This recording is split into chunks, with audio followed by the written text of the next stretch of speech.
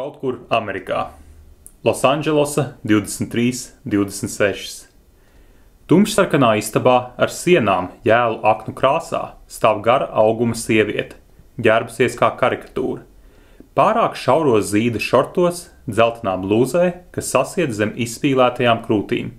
Sievietei ir melni, augšu pusķemmēti un mezglā savīti mati.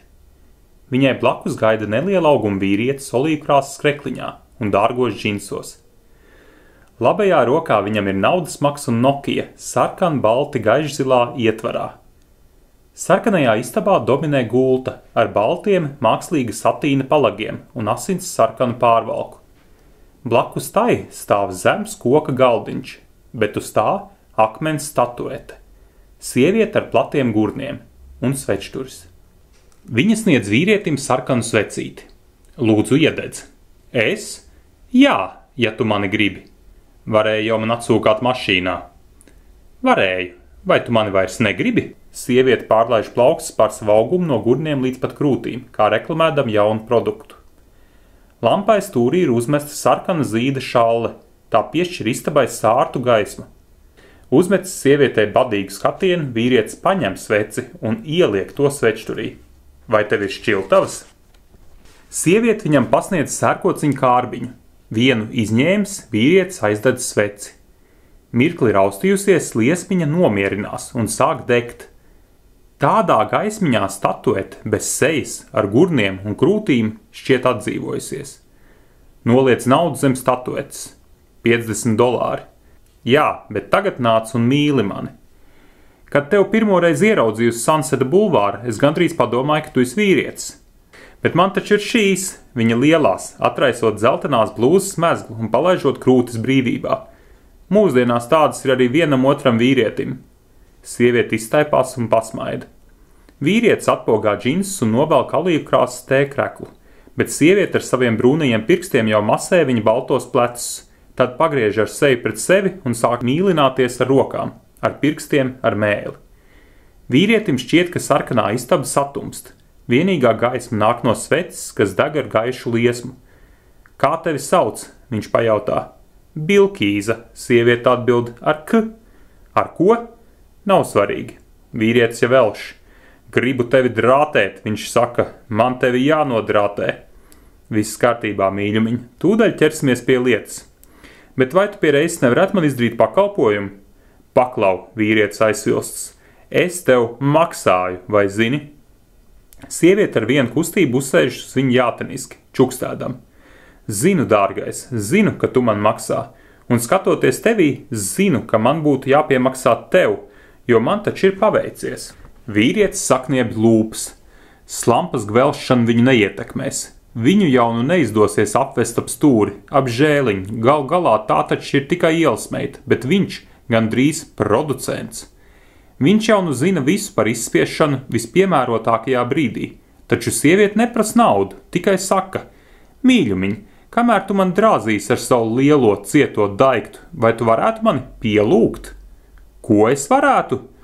Sieviete jau dīdās turp un atpakaļ, un peņa piebriedušais gals ar vien spēcīgāk beržas pret valgajām kaunumu lūpām.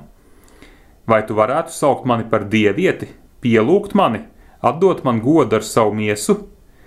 Vīrietis pasmaida. Tas ir tas, ko viņa vēlas? Lai jau, gal galā katram savas dīvainības. Bet, protams, viņš piekrīt. Viņa pastiep rokas sev starp kājām un ieslidina vīrieti sevī. Vai ir labi, mana dieviete? Viņš iesēcis. Pielūdz mani, mīļumiņ, atbild padauza Bilkīza. Jā, čukst vīrietis. Es pielūdzu tavas krūtis, matus un tavu klitoru. Es pielūdzu tavus gurnus, acis un ķiršsarkanās lūpas.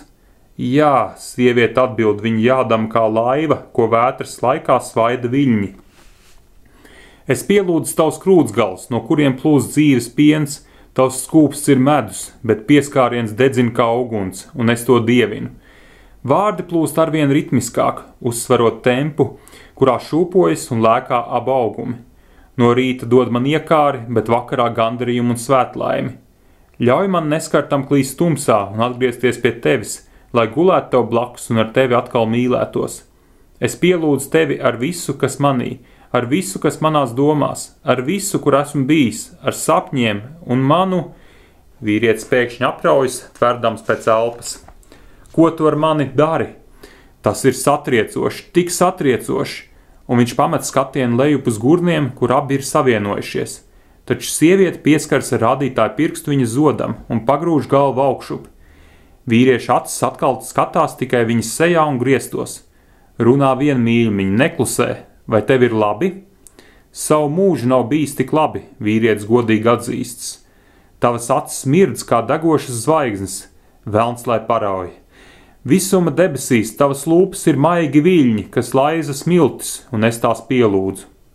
Viņš grimst sievietē arvien dziļāk, jusdamies uzlādēts, it kā visu ķermeņa apakšgalu būtu piesātinājusi seksuālā enerģija, milzīga, visaptveroša, aizraujoša. Sniedz man savu dāvanu, viņš murmina, vairs nejēgdams, ko pats runā, īsto dāvanu. Dari, lai tā būtu vienmēr, vienmēr, es lūdzu, es. Bauda beidzot izlaužas orgasmā, uzspridzinādama saprātu. Vīrieša galva, personība, visa būtne ir pilnīgi iztukšota. Viņš krīt arvien dziļāk sievietē, grimst aizvien dziļāk. Aizvērtām acīm drebēdams transā, vīrietis izbauda mirkli, bet tad jūt grūdienu, un brīdi šķiet, ka viņš ir pakārts ar galvu uz leju, lai gan bauda neizsīkst. Vīrietis atver acis. Mirkli viņš atkal izmisīgi meklē notiekošā loģiku, iedomājas par dzemdībām, bet tad pēc seksa apskaidrības mirklī pārliek, vai tas, ko viņš redz, gadījumā nav ilūzija, taču nejūt nekādu baiļu. Un lūk, kas atklājas vīrieša acīm. Viņš ir iestidzis sievietē līdz krūtīm, un tā skatoties un brīnoties redz. Sieviete, uzspiedus abas delnas uz viņa pleciem, maigi grūž viņu sevī. Vīrietis grimst aizvien dziļāk. Kā tu spēji ar mani to izdarīt? Viņš jautā, vai vismaz domā, ka jautā. Varbūt vārdu atbalsojas tikai viņa paša prātā. Tu jau pats, mīļumiņ, pats, atšuks sieviete. Vīrietis jūt, ka sievietes kaunuma lūpas un maks cieši sakļaujas ap viņa krūtīm un pleciem. Saspiežas un aptver viņu arvien ciešāk. Interesanti, kā abi tagad izstītos no malas un kāpēc viņam nav bail, bet tad nāk apskaidrība. Pielūdzu tevi ar savu miesu, vīrietis čukst, sievietei grūžot viņu arvien dziļāk sevī. Glumās kaunuma lūpas pārslīd pār viņas seju un visapkārt ir tumsa. Atlaidusies gultā kā milzu kaķis, sieviete nožāvājas. Jā, viņa saka, tu pielūdz. Nokia elektroniski džingst odu priekam. Sieviete paņem telefonu, nospiež atbildes taustiņu, pieliek mobīlo pie auss. Viņas vēders ir plakans, maksts maza un noslēgta. Uz pieres un augšlūpas mirdz pa sviedru pilītei. Jā, viņa saka. Nē, mīļumiņ, viņa te nav, aizgāja. Izslēgus telefonu, viņa atkal iekrīt tumšsarkanās istabas gultā, vēlreiz izstaipās, aizver acis un aizmiega.